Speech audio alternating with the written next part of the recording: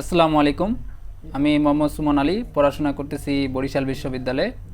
আশা করি তোমরা ভালো আছো। তোমাদের স্বাগতম আজকের ভিডিওটি ওপেন করার জন্য। আজকে আমরা আলোচনা করব অর্থনীতি প্রথম পত্রের দ্বিতীয় অধ্যায়ের 3 নম্বর পর্ব নিয়ে। তো ইতিপূর্বে আমরা 2টা পর্ব এই অধ্যায়ের পর আলোচনা করেছি। প্রথম পর্বে আমরা এই অধ্যায়ের উপযোগ বিষয়ে একটা ধারণা দেওয়ার চেষ্টা করছি এবং এই দ্বিতীয় নম্বর পর্বে ক্রমশ সমান প্রান্তিক উপযোগ বিধি সম্পর্কে বিস্তারিত আলোচনা করেছি এবং ওইটা কিন্তু পরীক্ষার জন্য খুবই ইম্পর্টেন্ট ছিল।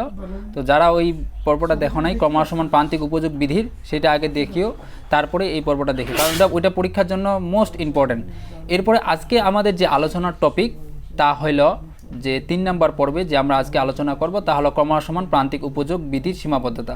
তো তাহলে আমরা আজকে যে আমাদের আলোচনার টপিক ক্রমশ সমান প্রান্তিক উপযোগ বিধির সীমাবদ্ধতা, এটা শুরু করি। তো ক্রমশ সমান প্রান্তিক উপযোগ বিধির সীমাবদ্ধতা বলতে নর্মালি কি বোঝায়? দেখো, সীমাবদ্ধতা বলতে যে জিনিসটাকে মূলত বোঝায়, আমরা জানি যে ক্রমশ সমান প্রান্তিক উপযোগ বিধিতে প্রান্তিক উপযোগ ক্রমান্বয়ে হ্রাস পায়। কিন্তু যখন আমরা দেখব যে প্রান্তিক উপযোগ ক্রমান্বয়ে হ্রাস পাচ্ছে না, স্থির থাকতেছে বা বৃদ্ধি হচ্ছে, মানে মোট কথা হ্রাস পাবে না, যখনই এরকমটা লক্ষ্য করব তখনই সেটা হলো ক্রমশ সমান প্রান্তিক উপযোগ বিধির সীমাবদ্ধতা। এখন এই ঘটনাটা কোন কোন ক্ষেত্রে ঘটে থাকে, অর্থাৎ কোন কোন ক্ষেত্রে প্রান্তিক যে উপযোগটা রয়েছে সেই উপযোগটা ক্রমান্বয়ে হ্রাস না পেয়ে বৃদ্ধি পায় বা স্থির থাকে, সেই বিষয়গুলো আলোচনাই হলো এই বিধির সীমাবদ্ধতা। তো তাহলে সেইগুলোর মধ্যে কি কি রয়েছে? প্রথমে দেখো, প্রথমে রয়েছে হলো অতি ক্ষুদ্র দ্রব্যের একক, অর্থাৎ দ্রব্যের যে আমরা যে দ্রব্যটা নিব সেই দ্রব্যটা যদি অতি ক্ষুদ্র হয়। কীরকম বিষয়টা দেখো, মনে করো তোমার এখন অনেক খিদা লাগছে, তো এখন তোমাকে আমি মনে করো একটা ভাত দিলাম, এরপর মনে করো 10টা ভাত দিলাম, মানে তোমাকে আবার দিলাম 10টা, আবার মনে করো 10টা দিলাম, আবার 10টা দিলাম, তোমার কি খিদা মিটবে? খিদা কিন্তু মিটবে না।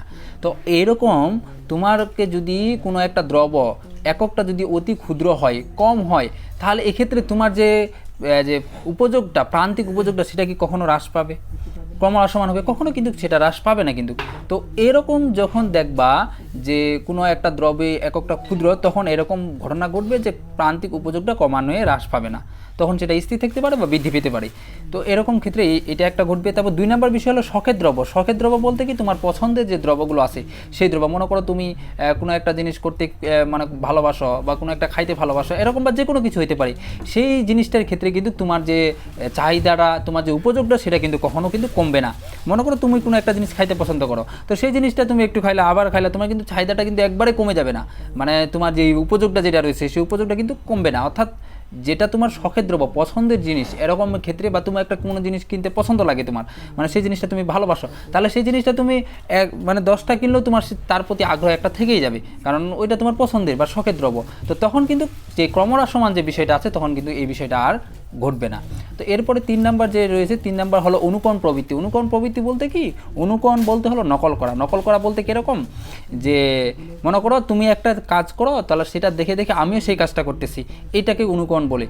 যেমন মনে করো এখন তুমি কোনো একটা ভালো পোশাক কিনলা বা কোনো কিছু একটা ভালো খাবার কিনলা বা যে অন্য যে কোনো কিছু যাই হোক না কেন, মানে তুমি একটা কোনো কিছু করলা, তো সেটা দেখে দেখে আমারও সেটার প্রতি যে একটা আগ্রহ জন্মাবে সেটা করার, সেটাকে মূলত অনুকরণ প্রবৃত্তি বলা হয়। তো এরকম যদি বিষয়টা ঘটে যে কোনো একটা জিনিসের প্রতি তুমি এরকম কারো অনুকরণ করতেছো, তখন কিন্তু সেই জিনিসটা ক্রমহ্রাসমান হবে না, কারণ সে যেটা করবে তুমিও তাই করবা। তো এরকম মানে অন্যান্য বিভিন্ন ব্যক্তি যা করবে তুমিও তাই করবা, সেক্ষেত্রে যে তোমার যে এই প্রান্তিক উপযোগ, সেই প্রান্তিক উপযোগটা কখনো হ্রাস হবে না।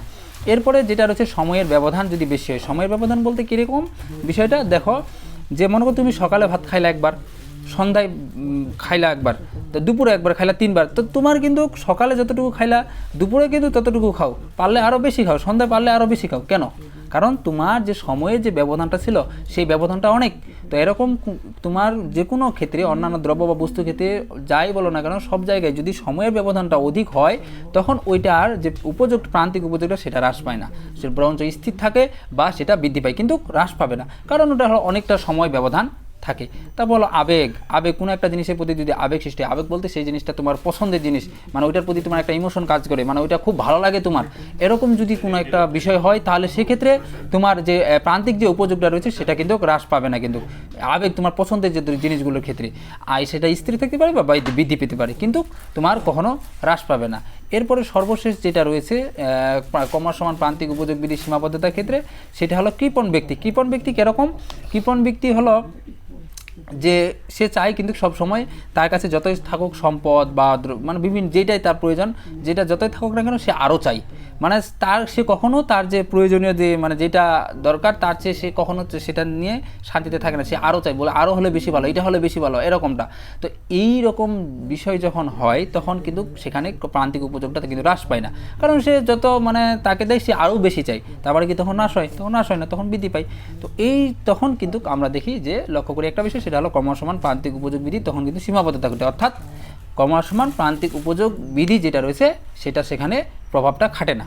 তো এই মূলত ছিল। আরও অনেকগুলো তোমাদের এই রকমের একই টাইপের আরও অনেকগুলো পয়েন্ট আছে, তোমরা ওইগুলো দেখলে ইজিলি বুঝতে পারবা, জাস্ট একটু তোমরা ঘাটাঘাটি করলে বিষয়টা বুঝতে পারবা যে ওইখানে ব্যাখ্যা দেওয়া থাকে বইয়ের মধ্যে, যে এটা কেন হইলো, কী কারণে হইলো, একটু জাস্ট তোমরা পড়লেই বিষয়টা খুব সুন্দরভাবে বুঝতে পারবা। এখানে কয়েকটা ইম্পর্টেন্ট পয়েন্ট জাস্ট দেওয়ার চেষ্টা করেছি, জাস্ট তোমরা যাতে বুঝতে পারো বিষয়টা।